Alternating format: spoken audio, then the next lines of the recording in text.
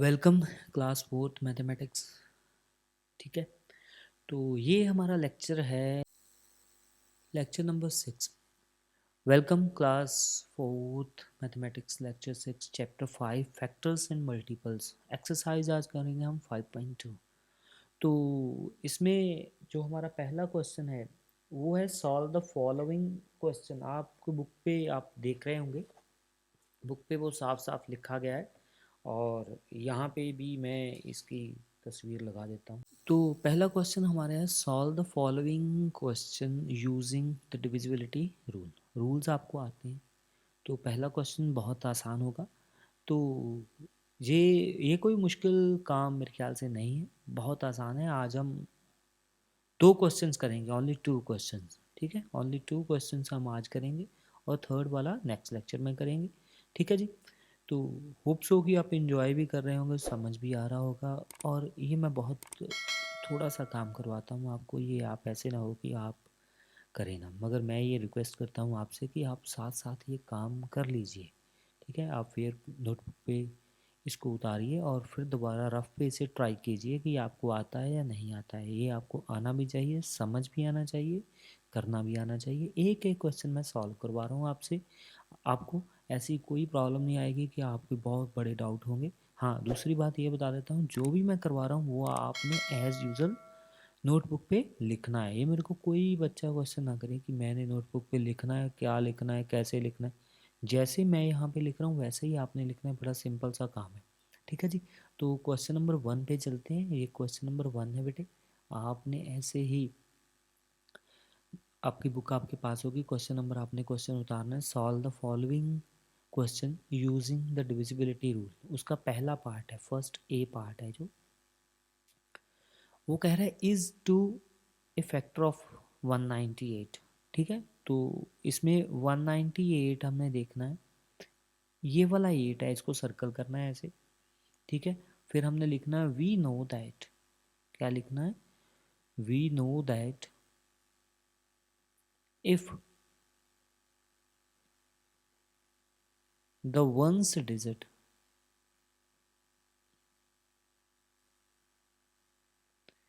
is 0 2 4 6 8, then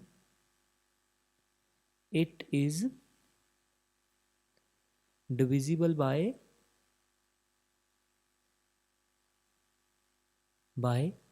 2। तो यहाँ पे क्या है, 198 में वंस डिजिट क्या है, यहाँ पे लिखना है ones digit is equal to 8। So 198 आपको बताया था ऐसे तिरछी लाइन लगानी, इसको बोलते हैं डिविजिबल बाय 2। ठीक है जी। तो ये 2 का फैक्टर है, 2 से डिविजिबल है। फिर हमने लिखना है yes 2 is a factor of 198। ठीक है, ये इतना ही काम था, बस हो गया काम फिनिश। अब हमारा बी पार्ट है, वो क्या है, इज 3 ए फैक्टर ऑफ 1915। तो हमने लिखना है 915। हमने लगाना है रूल ऑफ डिविजिबिलिटी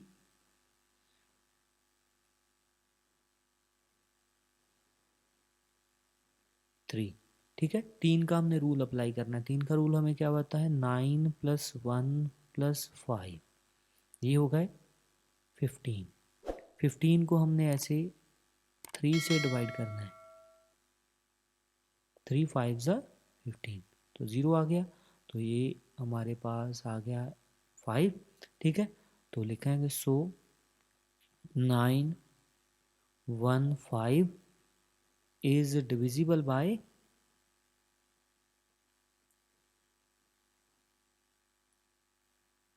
3। सो ठीक है, नहीं सो नहीं लिखना है, यहाँ पे लिखेंगे यस, जैसे ये लिखा है yes 3 is a factor of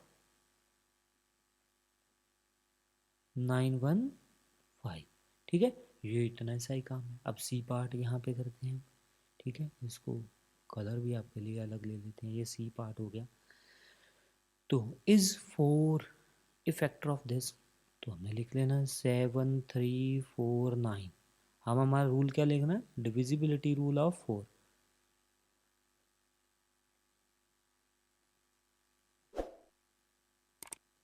rule of 4, LITY, ठीक है। तो ये डिविजिबिलिटी आपने लिख देना। रूल 4 क्या बताता था कि लास्ट वाले, ये मैंने 2 सर्कल कर देता हूँ ऐसे, आपने ये 2 नंबर सर्कल करने और 49 जो है उसको ऐसे डिवाइड करना है 4 के साथ। 4 1 ज़ा 4, ठीक है। तो ये 0 हो गया, ये ऊपर से 9 आया, 4 2 ज़ा 8, तो ये 1 हो गया, ये 0 नहीं हुआ, तो हम लिखेंगे no, 4 is not a factor of 7 3 4 9।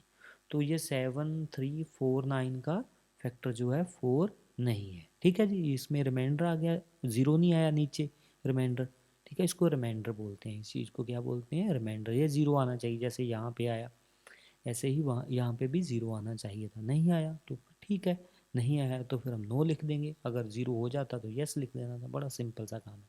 अब हमारा डी पार्ट है, डी पार्ट करते हैं हम।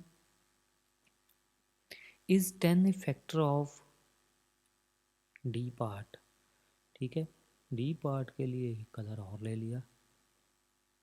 डी पार्ट, डी पार्ट है is 10 A factor of this, number क्या है 4 3 7 2 9 8, ये नंबर है हमारा।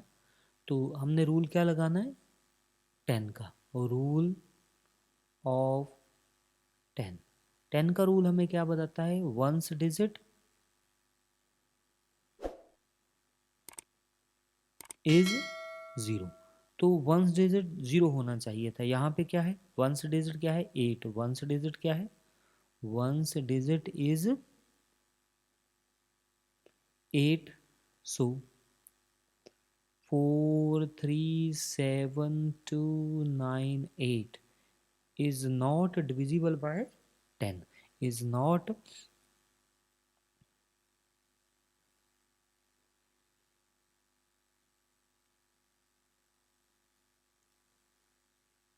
बाय 10। तो ये 10 के साथ डिविजिबल नहीं है, तो 10 के साथ डिविजिबल नहीं है तो हम लिखेंगे 10 इज नो, यहाँ पे लिखेंगे जैसे यहाँ पे लिखा था no, 10 is not a factor of 4 3 7 2 9 8, ये लीजिए, ठीक है। तो मेरे ख्याल से आपको समझ ये बात आ गई होगी। तो ये हमारा फर्स्ट पार्ट जो है वो कंप्लीट हो चुका है, मेरे ख्याल से आपने इसको नोटबुक पे उतार लिया होगा और इसको आपने दोबारा दोबारा करके देखना है, ये आपको आना चाहिए, ठीक है। मेन बात हमारी क्या है कि जो भी हम कम कर रहे हैं वो आपको आना चाहिए, ठीक है। अगर आपको आएगा तो फिर हमारा जो करने वाला प्रोसेस है वो सही है, ठीक है। तो मैं तो ये चाहता हूँ कि आप एक ही पार्ट कीजिए आज, ठीक है, और दूसरा पार्ट हम नेक्स्ट कल को करेंगे। एक आ जाए ना, 4 पार्ट हैं इसके, एक आ जाए।